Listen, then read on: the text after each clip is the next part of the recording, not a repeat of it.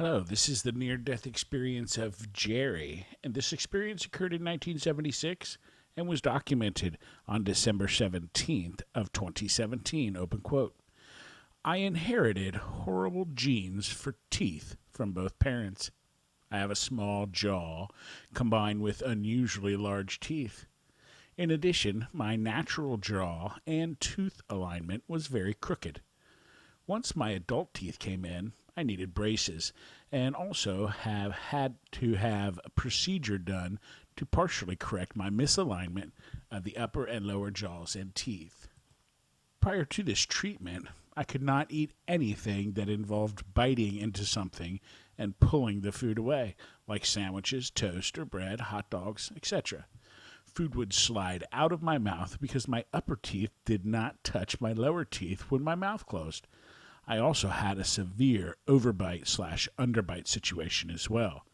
I was always terrified of dentists because my small jaw size meant that many of my adult teeth had to be pulled as soon as they came in.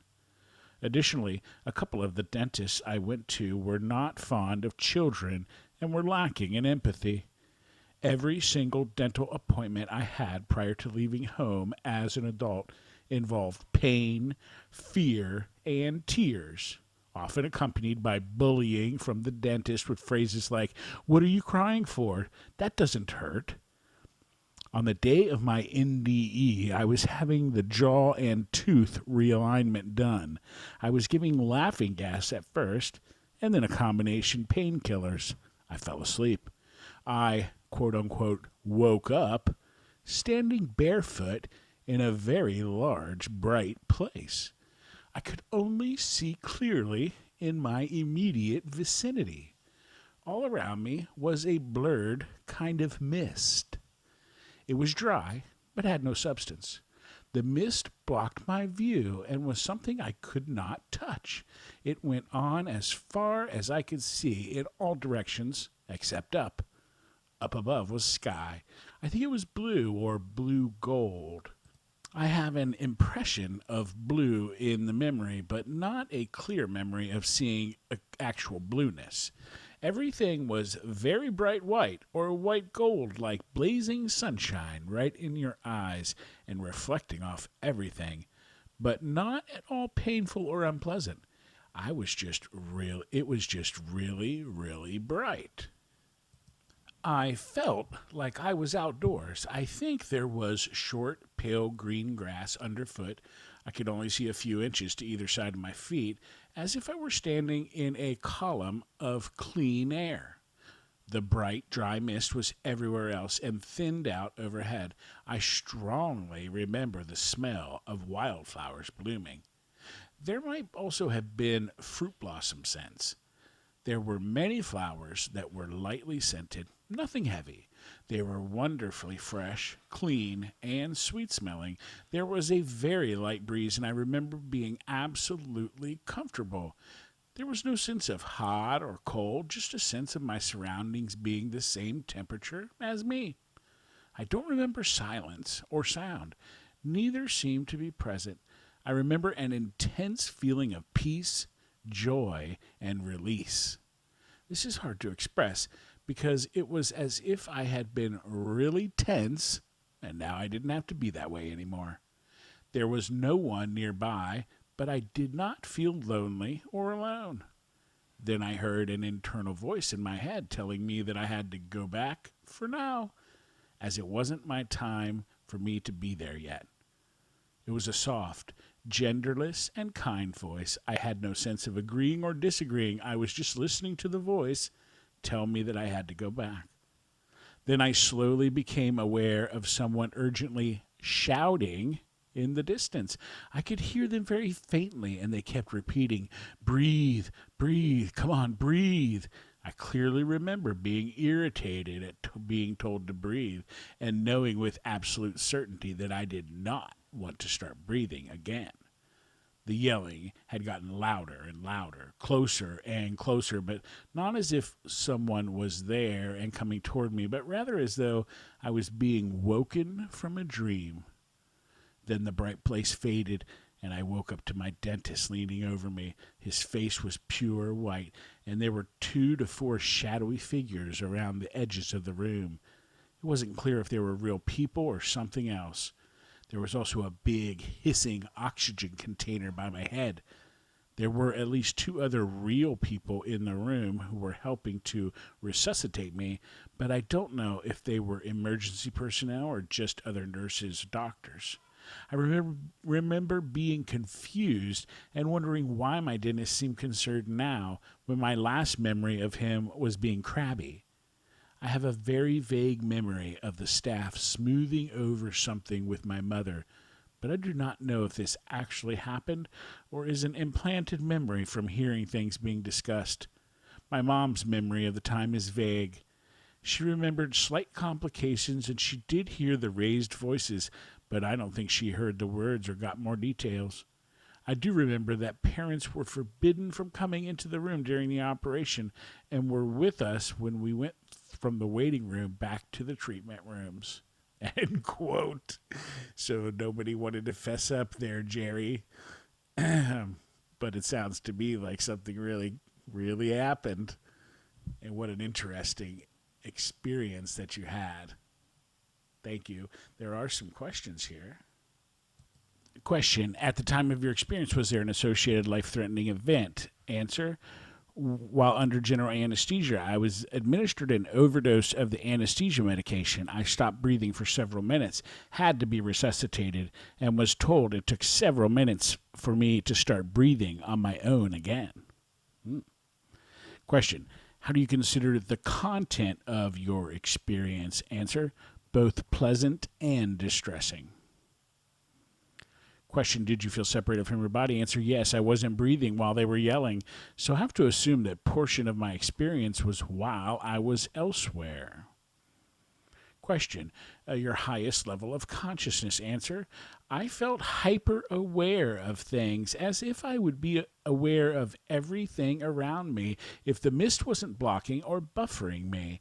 It was like the mist was protective, like a wall is protective, but not like a bodyguard is protective. Questions comparing your vision. Here seems dark compared to there, as if there were always shadows here, but not there, because the light was all pervasive there. There was nowhere the light wasn't, so there weren't any shadows to be cast. Question: did you see an unearthly light? Answer: yes, it was bright, very bright, and white, or white gold, and in/around/part of everything there were no shadows. Question: did you seem to enter some other unearthly world? Answer: this answer doesn't fit, but it fits better than no or unfamiliar. It didn't feel unfamiliar or familiar. It didn't feel strange. It just was. It had no negative connotation at all. Question: what emotions did you feel during the experience? Answer: great joy, peace, contentment, relief in the right place. Irritation at being called back. Disappointment at leaving the bright place. A great sense of peace and lessening of fear of and for the future. I feel like I know where I'm going, and it's not scary. Question: what was your religion prior to your experience? Answer: other faiths, Unitarian and other liberal faiths. I believe in a higher power. I don't attend church, but had done so as part of social functions. I don't believe in dogma. Stories about eternal damnation, hellfire, etc. enrage me as utter nonsense used to control the masses.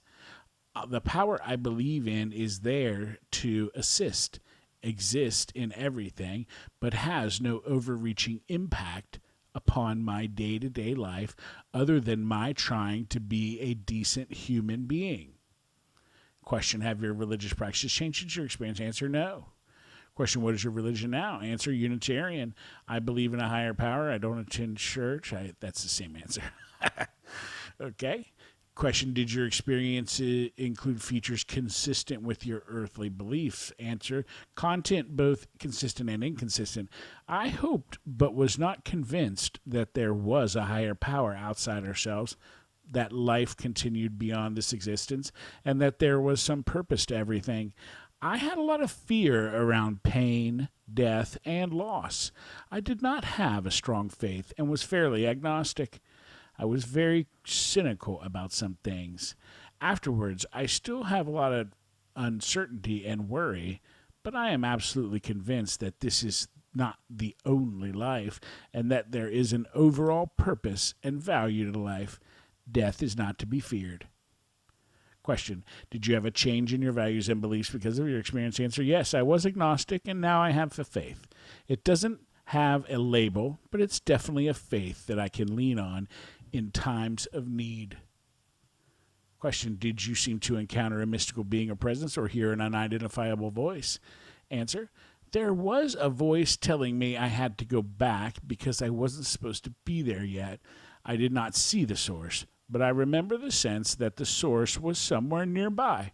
It was in the light, not part of the light exactly, because it was separate from the light the way I was separate from the light. It was definitely an entity or something like that. It wasn't a disembodied voice, just a voice from someone I couldn't see. Question: during your experience, did you gain information about pre-mortal existence? Answer: uncertain. If you are asking/referring to previous life memories, I did not have that, but it was as if I had been unaware of the continuity prior to the experience. During the experience, everything always was, always had been. It is hard to express. Question: during your experience, did you gain information about universal connection or oneness? Answer: yes, absolutely exists. We're all connected and interconnected. You can only disconnect by choice, and that's only partially, because you can always reconnect.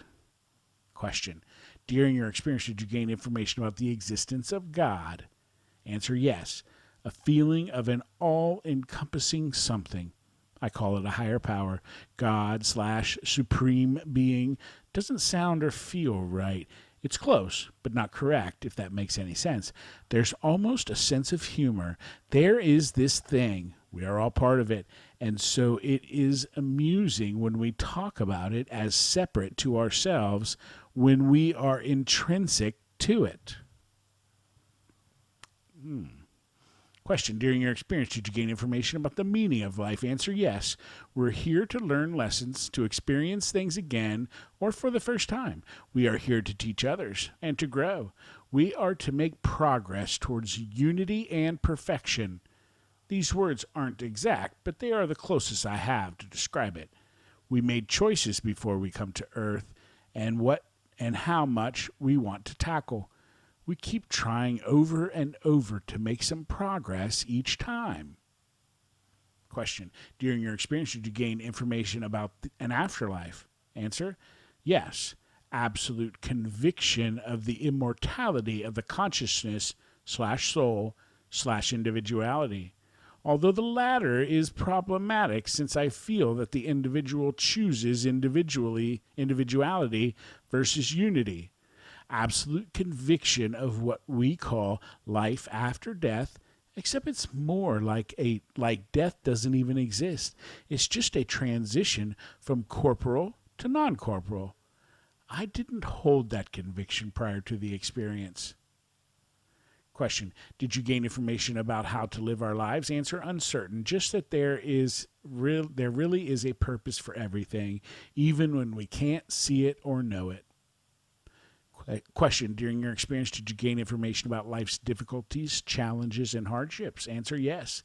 We need difficulties, and we choose them. We just have to keep trying and not give up. Even if we don't succeed, we don't fail as long as we keep on trying. Question: during your experience, did you gain information about love? Answer: uncertain. It wasn't love by itself as a standalone, clearly defined item. It was just part of everything else. It was pervasive. Question: what life changes occurred in your life after your experience? Answer: moderate changes. I'm definitely kinder to people. It's easier to recognize struggles in others, even especially others with whom I have conflict. It's very hard to be sarcastic now, when before I was known for being extremely sarcastic and witty, caustic, even if funny. Things I might have laughed at or felt were deserved by people behaving badly now make me uncomfortable and sad. I'm still likely to gloat a little over karma, but it's with a guilty conscience and a sense of letting myself down because of setting a bad example. Question: have your relationships changed specifically because of your experience? Answer: yes. I've lost 2 dear partners, one to cancer, one to a motorcycle accident. While I grieved deeply both times, there was also a sense of being outside myself and watching. I felt a calmness, knowing what I know now versus what I didn't know as a child. I know everything will be okay. I know they aren't really gone, they just aren't here. That somehow makes it okay. My father and grandmother's funerals, a friend from work, all of them gave me the same sensation, that I was grieving and yet disconnected and not grieving as much as others might expect or feel appropriate. I'm more patient with people, and things that seemed big before are less important. I feel like if something doesn't happen or work out this time, that it's not the end of all. That's not the end all of everything. I'm not blasé, but I don't hold everything in a dramatic, critical to life type importance anymore. Sometimes I feel disconnected from others, not because I don't care, but because I feel like I can't relate to how important the unimportant things are to them. But overall, I'm just more aware of and kinder to other people than I was before. I'm much quicker to assume there's a reason behind someone doing something that I judge in a negative manner, and I'm more likely to be patient or forgiving. I still get mad or sad like everybody else, just not as bad as I did before. Question: was the experience difficult to express in words? Answer: yes. It felt like some parts/senses/sights didn't have matching things here. I had to find the right label or symbol to explain there compared to here. How accurately do you remember the experience in comparison to other life events that happened around the same time? Answer: I remember it more accurately. I have a lot of memory holes from that period of life, as a great deal of it was painful and unpleasant. Junior high and high school were torturous to me, and I also had some severe illnesses and other traumatic events. But I remember this experience almost as clearly as if it only happened a few months ago rather than years. I can't recall the faces of classmates from that time. I barely remember what my best friend or boyfriend looked like, but I can remember that place and that feeling very clearly. Question: do you have any psychic, non-ordinary, or other special gifts after your experience that you did not have before the experience? Answer: uncertain. This one is weird. I don't think I am or claim to be psychic, but I do notice more now than before. It is like a kind of premonition effect. It's not strong or detailed, more like knowing when the phone is going to ring, or if someone needs me before I hear from them, or if something bad has or is about to happen. And hindsight is always 20/20, since we forget the times we think something's going to happen and it doesn't. So I don't know if this is real or imagined. Question: are one or more several parts of your experience especially meaningful or significant to you? Answer: feeling safe and loved, and knowing there is somewhere I'm going and I'll be expected, and that we are not alone in our struggles. Question: have you ever shared this experience with others? Answer: yes. I told my mom right away. I told my sisters several years later when they were older. They were younger than me. I've told my partners, and my son knows about it. My mom believed me. My sisters, I don't remember. My son was skeptical, but he also has had an NDE, and his was drastically different from mine. I don't know what, if any, influence my experience had on them, except for one thing: I never had to go back to that dentist again. And that's probably the best parts of all, right? Question: what do you believe about the reality of your experience?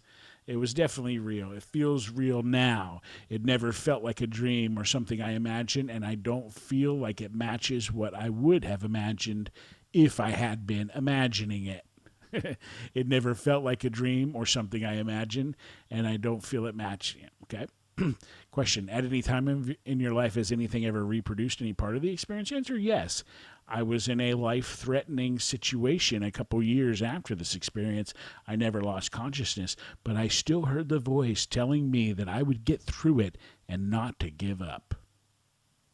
Question: is there anything else that you would like to add about your experience? Answer: I wish everyone could experience what it felt like being there. I think a lot of conflict in the world would be eliminated if we all could feel how much we are all connected. End quote. End questions. And that's probably true.